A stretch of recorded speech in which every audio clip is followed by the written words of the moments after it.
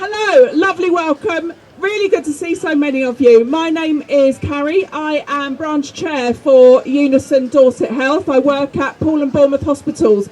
I'm also president of the local trades council, so I'm here representing the hospital, the NHS and all the trade unions in this area. So we know the far right are pushing hard to build a base out of the division that has been caused by the successive governments. And the mainstream political parties scapegoating refugees, trans people and those vulnerable, the most vulnerable in our communities.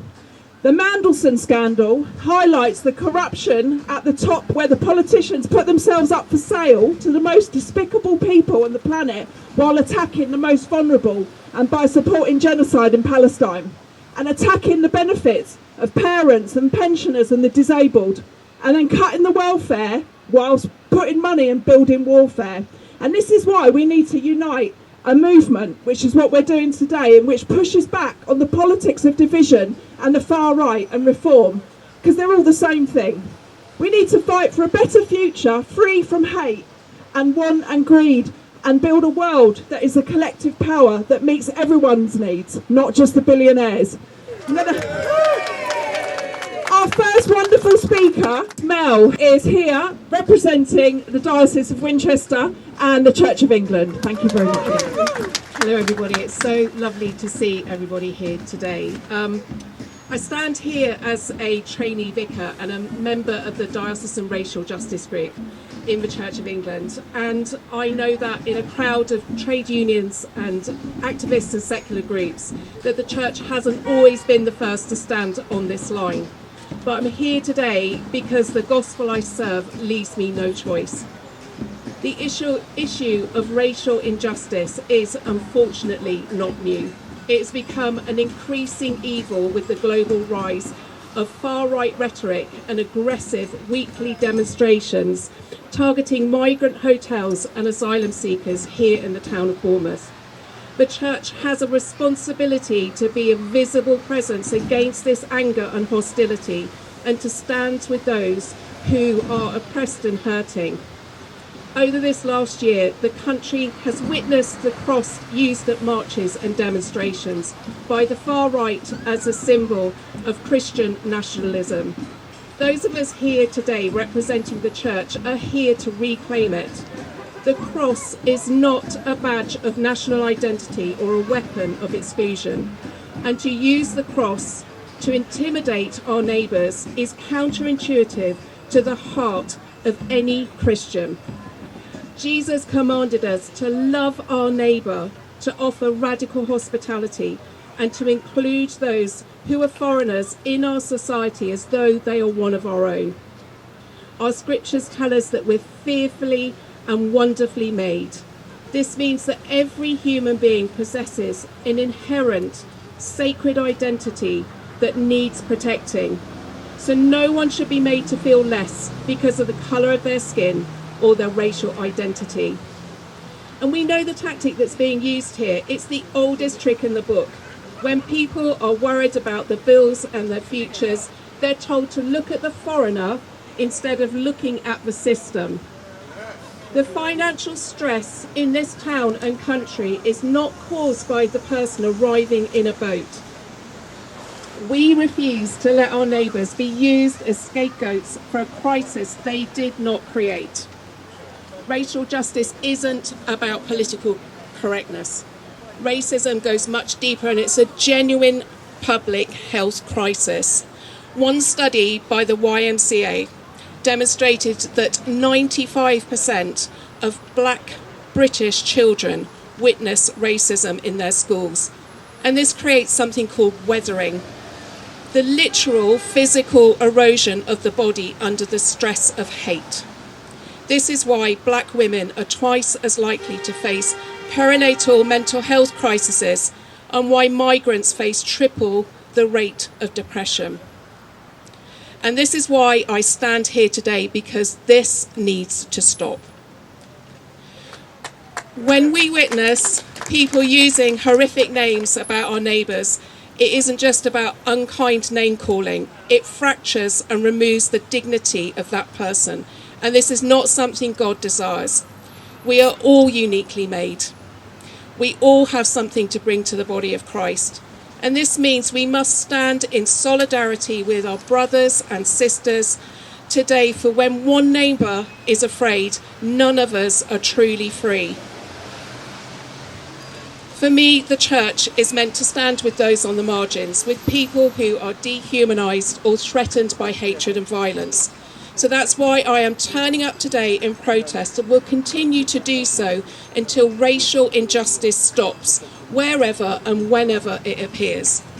I follow a Christ who reconciles rather than punishes, who breaks down walls of hostility and creates a new way of living together.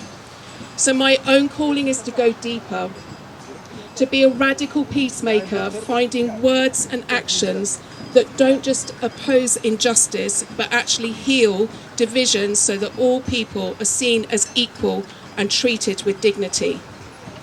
So I stand here in this wonderful community with all who are fighting this oppression, and I want to learn from you all how I can serve and stand in unity to stop the rise of racism today. The diocese is currently working in its own structures to educate and equip people with the tools on how to tackle racism. The church has access to powerful political structures, and I want to assure you that it is being prioritised from the top down. It's simply not enough to not be racist. As a culture, we need to be intentionally anti-racist. So let us stand together, faith and religious groups, unions and neighbours, to build a town where everyone is home, everyone is safe, and everyone belongs. Thank you. My name is Councillor Millie. I'm the leader of Bournemouth, Christchurch and Poole Council. And friends, we're not here today because it's a choice. We're here because we have to be. Silence just isn't an option. It allows hate to settle in, become normalised, and become part of our society. Standing together, visibly and unapologetically, we send a clear message. Racism has no place here. We watch the news and we see what's happening in the US under Trump. We see what's happening in Minnesota. When division and hatred are encouraged, and when people are told by their leaders to see their neighbours as enemies and their friends as threats, once peaceful communities are torn apart. What's happening there is a warning for all of us of where politics of blame lead if they go unchallenged. It matters in our country and in our towns because dignity doesn't depend on where you are born, how you pray, the colour of your skin, or the language that you and your family speak. In Britain, we're seeing our flags and symbols of national identity weaponised against the very principles that they're meant to represent: liberty, respect, unity, compassion. These are our country's strengths. The likes of Nigel Farage would like us to think that it's all so simple, but his politics won't solve the problems that we face today in society. It won't solve our housing crisis. It won't end poverty. It won't protect our environment, and it won't strengthen our communities, and it certainly won't make us safer. It divides, and that's something that we, both here in our town and across the country, refuse to accept. Bournemouth, Poole and Christchurch have always been shaped by people who came here seeking safety, opportunity and freedom. From Russian refugees who found sanctuary here over 100 years ago, our gypsy and our traveller communities who helped build our towns, Jewish families who made their homes here as persecution in Europe grew. Just last week, we laid plaques down at our war memorial to commemorate the Indian soldiers who came from the Western Front, wounded, 12 of which never made it home.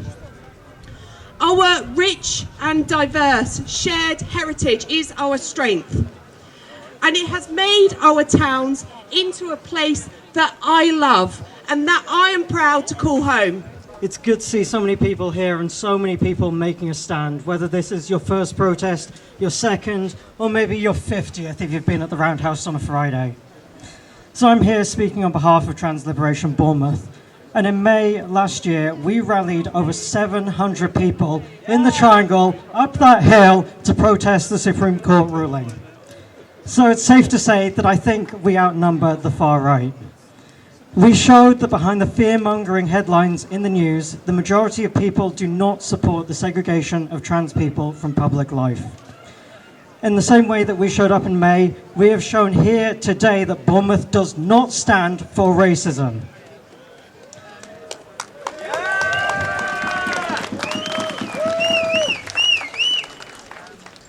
I want to tell you a little bit about what Bournemouth means to me.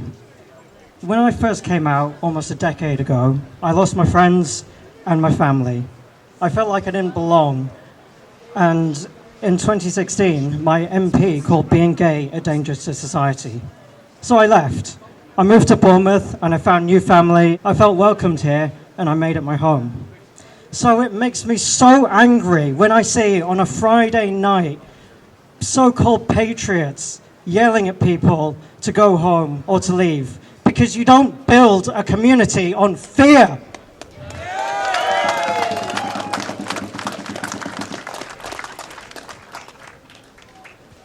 You know what actually makes me proud about living in Bournemouth? It's the shared cultures, it's the diversity, it's the fact that we have built so much together.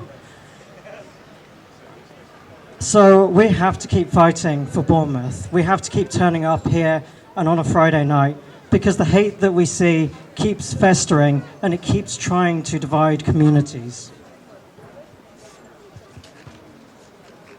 Trans rights and the rights of those fleeing war and persecution are being directly portrayed as in opposition to women's rights. But we know that's not true. In fact, the same hate that's pushing a transphobic agenda is also working to diminish the rights of women. Christian Concern, a group who opposed a trans woman's right to get changed at work, are currently opposing abortion buffer zones. And Sex Matters, a group that intervened and helped fund the Supreme Court ruling, tried to campaign against a ban on LGBTQ+ conversion therapy practices just at the start of this year. So we have to stand together, united, to stop the rollback on our rights. This is a united front. And I just want the far right to know that we are united. They can never divide us with their hatred, with their malicious lies, and with their rhetoric. I'm Ade Bangbe. I'm one of the trustees of Dorset Race Equality. I'm also a Unison member. I'm a community head. I'm part of the Nigerian community in Dorset. I'm here to talk about Dorset Race Equality. We are one of the organizations that support immigrants, hard to reach, marginalized, people who are suffering from isolation or discrimination. My experience with them was when I found myself being discriminated at work, and it was a union that I supported at that time that was in collusion with my employer. The people that helped me out was Dorset Race Equality. I went to them as a member of the Bournemouth residents, and they actually helped me to resolve the issue, and I actually got a compensation for that, and I was able to return back to work, and they've supported people like me for since that time. I want you to know that those who are trying to divide us of things like people are taking your jobs, they're taking your houses, or they're coming on boats to divide us. We need to stick together as one. And I know that the demographic of those who are here today shows that we are united. They are less than us, but we have to have a united voice. Our town belongs to us as the people.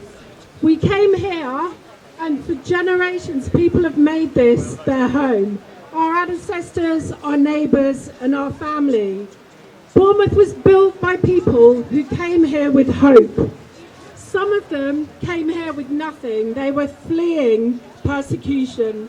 They were looking for happier and healthier lives. Russian exiles came here. They printed banned books about freedom. Jewish families made their homes here. They built their businesses that shaped the heart of our town. Families opened up their homes to evacuees, to refugees who were coming here and fleeing the most awful atrocities in Europe. But even when those bombs fell, and lives were lost, the people of Bournemouth rose up. We chose humanity. We remember the Indian soldiers who fought for this country, and then they came here and they recovered from their wounds in our very own town hall. Yes, they are part of the history of our town.